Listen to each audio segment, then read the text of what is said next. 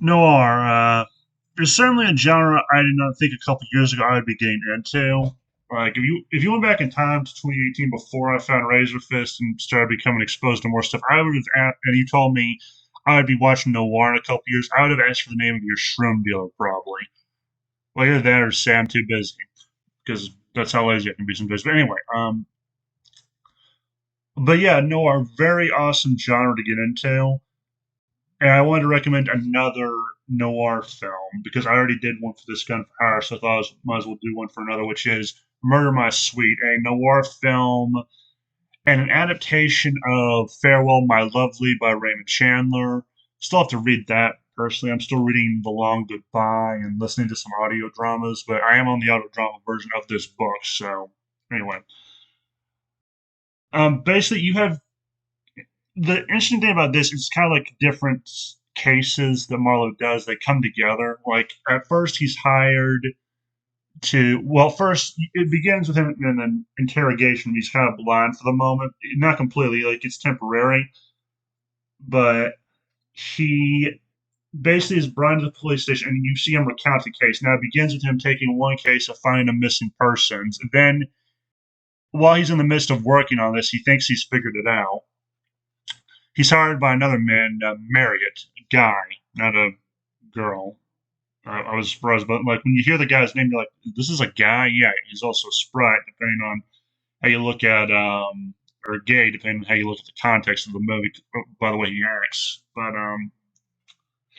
yeah, he's hired by this Marriott guy to help him do a drop off. A jade necklace was stolen. I think he was trying to get it back, or maybe he had something to do with this theft. I can't remember. I've only seen the movie twice and I'm kind of forgetting some stuff, but Marlowe takes the job eventually, even though he thinks it sounds crooked. Like he's like something's off here, but okay. And while they're doing the drop off, Marlowe, who's played by Dick Powell, by the way, um, he takes a blackjack to the back of the head, and when he comes to, Merritt's dead. The money, everything they had on him was gone. He had been killed by an amateur or someone who wanted to make it look like an amateur did it.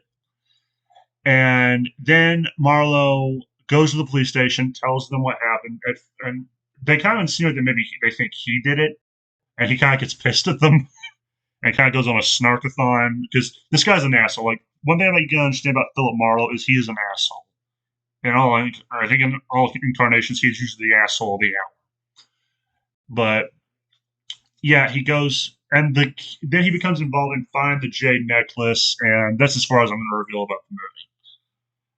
The other thing you need to know is one of the blackest of Black Widows is in this film, apparently. I don't know if I'd go that far. That's kind of Razor Fist description of her. I kind of see it, though, based on how she conducts herself. Like, yeah, anyway. Um, that's what I can say about the movie. It's really good. I've enjoyed It's definitely my favorite Philip Marlowe. Like, I've only seen two Philip Marlowe performances. One is by Humphrey Bogart, the other is by Dick Powell. The third is by Robert Mitchum, but I haven't seen his performance yet. But of the two I have seen, I think Dick Powell's the better performance. Like he kind of gives life to Philip Marlowe's snark, his attitude. Because I mean, Humphrey Bogart does this too, but I think Dick Powell did it in spades more than Bogart did.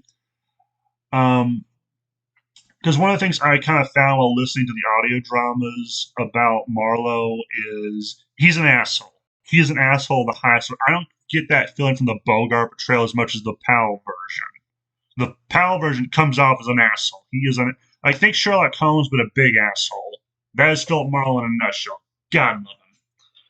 And if there's one downside to this movie, I would say it's in the guy who made it. Not Raymond Chandler, the author of the book. The if I'm just saying this for the record, if you are someone who's put off by the idea of watching something made by a communist, then give this movie a pass. But if you're like me and you can look past it, give it a chance. But yeah, this was written and I think maybe direct. No, I think it was just written by a communist, Adrian Scott. He was one of the Hollywood 10 during the HUAC.